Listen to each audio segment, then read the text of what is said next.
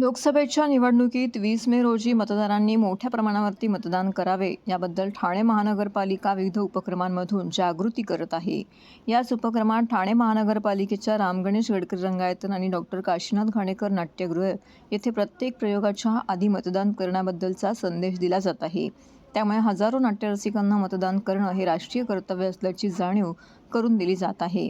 महापालिका आयुक्त सौरभ राव यांनी दिलेल्या निर्देशानुसार अधिकाधिक नागरिकांपर्यंत मतदान करण्याचा संदेश महापालिकेच्या यंत्रणेमार्फत पोहोचवण्यात येत आहे. गडकरी रंगायतांची आसन क्षमता 1000 प्रेक्षकांची आहे. तिथे दररोज किमान 2 नाटकांचे प्रयोग होतात. शनिवार रविवार हे प्रमाण 3 प्रयोगापर्यंत जाते. ही तर घाणेकर नाट्यगृहाची आसन क्षमता 1100 प्रेक्षकांची आहे.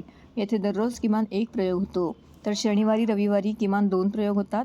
घाणेकर नाट्यगृहातील मिनी थिएटरमध्ये प्रयोग होता. या प्रयोगांना येणाऱ्या हजारो रसिकांच्या माध्यमातून त्यांना आणि त्यांच्यामार्फत त्यांच्या कुटुंबियांपर्यंत मतदान करण्याचा संदेश पोहोचवण्यात येत आहे. आपल्याला आग्रहाची विनंती, लोकशाही सुदृढ करण्यासाठी आपलं एक मत बहुमोलाचं ठरणार आहे.